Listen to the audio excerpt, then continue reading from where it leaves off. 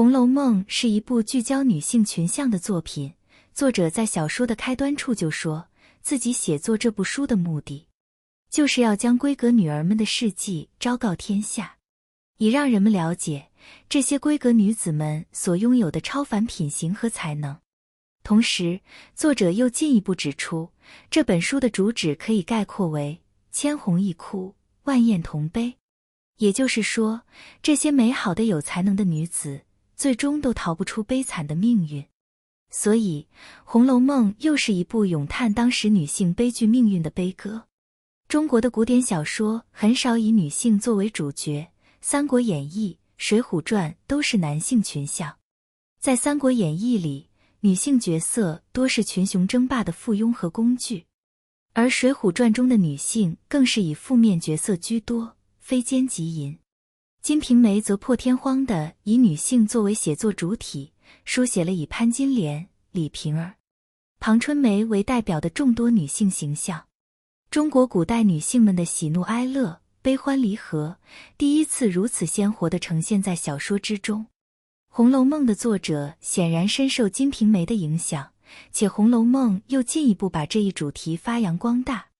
作者不但书写女性，更歌颂女性，歌颂她们的美善，敬重她们的品行，钦佩她们的才华，惋惜她们的命运。更难能可贵的是，作者不以道德作为评价当时女性的唯一标准，像王熙凤、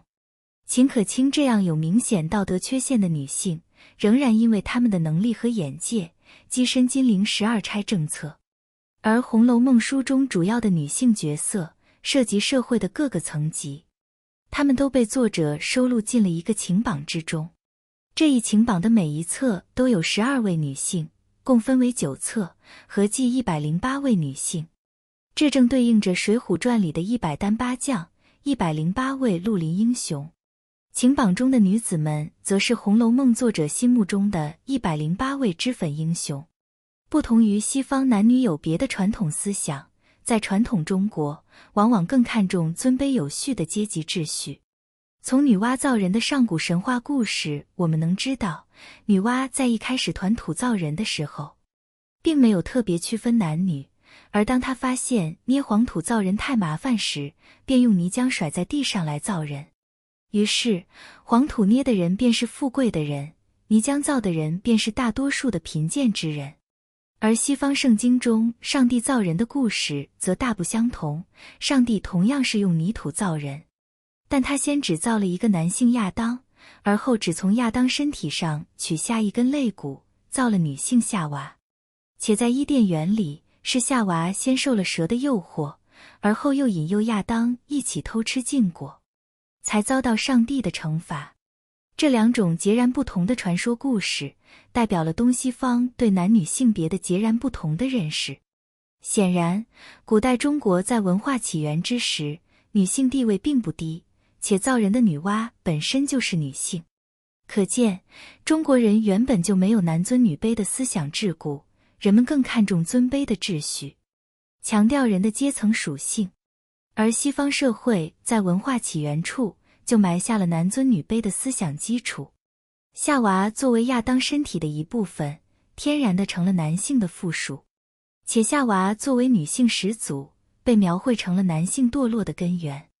这为后续西方长期的女性地位低下、男女对立埋下了隐患。要知道，西方女性是直到近代才享有平等的受教育权、选举权等权利的。中国自古以来就有男主外女主内的传统观念，且在夫妻制的家庭中，妻子也享有非常重要的家庭地位。中国女性的生存状态是伴随着父权制的一步步加深，以及儒家思想对家庭生活的逐渐侵蚀而不断恶化的。父权制要求女性附属于男性，以保证男性自己的财产留给自己的后代。父权制下的女性更多的被当作生育的工具，而不是具有独立思想的个体。而儒家思想从一开始就是女性为不安定因素。子曰：唯女子与小人为难养也。儒家思想演化的教条对女性的道德要求远高于男性，她们必须安分守己，不能越雷池一步。明清时期，程朱理学的出现，更是给当时的女性套上了三从四德的枷锁。三从是指未嫁从父，既嫁从夫，夫死从子。这意味着女子在未出嫁之前要听从家长的教诲，出嫁之后要礼从夫君，如果夫君去世，就要坚持好自己的本分，抚养子女。四德是指女性要有妇德、妇言、妇容、妇功，即在品德上要贤淑、言辞得体、仪容端庄，擅长女工。至此，女子无才便是德就成了女性的唯一标准。及至清朝，女性不仅要受到思想上的钳制，严格的遵从妇道，更要受到身体上的禁锢。女性的尊贵要体现在大门不出，二门不迈，毫无人身自由。而裹小脚的恶习，更使得女性行动不便，留下了终身的残疾。《红楼梦》书中的女性，就是在这样的现实背景和社会环境中生活的。她们所承受的精神压力是现代独立女性难以想象的，她们的悲剧命运也就是从一开始就注定的。在荣国府内，我们能感受到女性同样拥有治家权利。王夫人在荣国府内拥有相当大的权利，而王熙凤作为王夫人的内侄女，与丈夫贾琏一起负责府内日常的管理工作。只不过王熙凤的权限主要在二门内，且由于王熙凤的性格强势，善于巴结贾母、王夫人，其在府内的威势甚至要超过其丈夫贾琏。与张扬的王熙凤形成强烈对比的是贾珠的媳妇李纨。贾珠死后，李纨作为遗孀，不得不青春守寡。她在府内除了养育儿子贾兰，照顾各位小姐之外，其余一概无见无闻，如槁木死灰一般。这其中当然有王夫人刻意避免李纨掌权的重要原因，但从另一方面来讲，三从四德的女性教化对李纨形成了巨大约束，使得她不可能像王熙凤一样随心所欲地挥洒谈吐，使权弄性。但好在李纨有儿子贾兰，她也把贾兰视为自己将来唯一的希望，用心栽培，并努力省下每一分钱，以备将来的使用。尽管后来贾兰的确成了荣府唯一有出息的后代，但李纨一生的孤苦早已注定。而王熙凤一直以来的难言之隐，则是未能生育男孩，这也是后续她失宠于贾琏，并最终被休掉的重要原因。王熙凤的判词是一从二领三人目，很清晰地概括了王熙凤的人生轨迹。可以说，荣府里的两个年轻媳妇王熙凤与李纨显然形成了一组对照。她们同在金陵12钗政策，一个有丈夫无儿子，一个有儿子无丈夫，一个飞扬跋扈，一个沉稳内敛，两人互相嫉妒对方，性格也是天差地别。但两人最终的结局命运却是同样悲惨的。而另一组更为明显的对照，就是薛宝钗与林黛玉。薛林之争在读者群里所引起的争议已经数不胜数，但两人相似的命运特征却很少有人提及。作者刻意地将两人的判词写于同一首诗内，难道不是一种强烈的暗示？两人看似性格差异悬殊，却是同一类女性的一体两面。前期两人似乎势同水火，不能相容，读者们也都普遍认为黛玉更加真性情，而宝钗过于圆滑世故。前期我们常常能看到黛玉讥讽薛宝钗暗藏心机，薛宝钗也往往不以为意。直到第42回，宝钗抓住了林黛玉行为不端，私下里读《西厢记》等禁书，于是来拷问她：好个千金小姐，好个不出闺门的女孩，满嘴里说的是什么？林黛玉被问得哑口无言，只能央求宝钗替她保守秘密。薛宝钗见她真心知错，这才说出了实话。她说：你当我是谁？我也是个淘气的，从小7、8岁上也够个人馋的。我们家也算是个读书人家，祖父手里也爱藏书。先时人口多，姊妹弟兄都在一处，都怕看正经书。弟兄们也有爱诗的，也有爱词的，诸如这些西厢、琵琶以及猿人百种，无所不有。他们是偷背着我们看，我们却也偷背着他们看。后来大人知道了，打的打，骂的骂，烧的烧，才丢开了。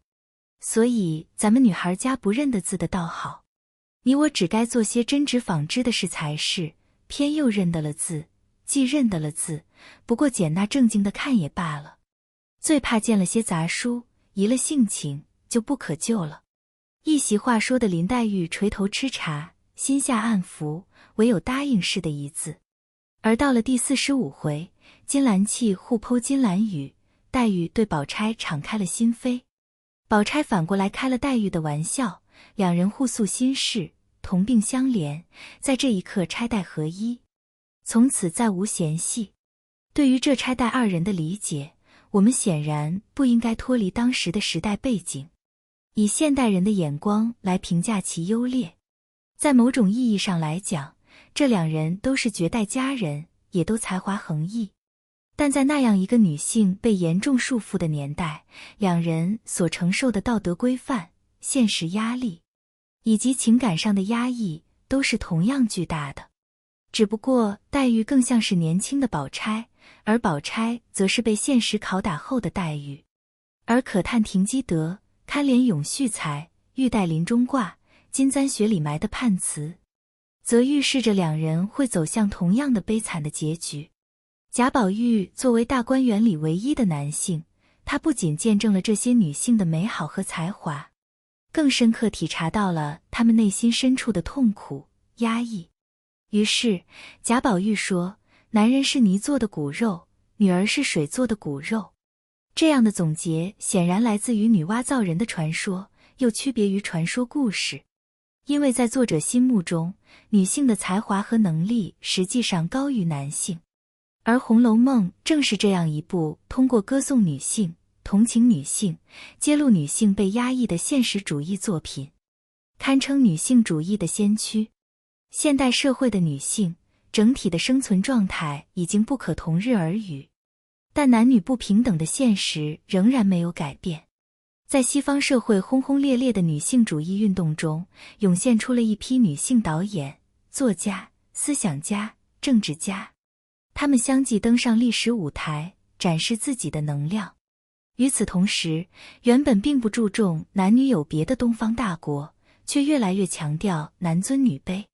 尤其是在长一辈的家长观念中，重男轻女的思想观念越发严重，家庭中想要生男孩的愿望也是根深蒂固的，以至于东方大国成了全球男女比例失衡最严重的国家之一。这不得不引起我们的思考，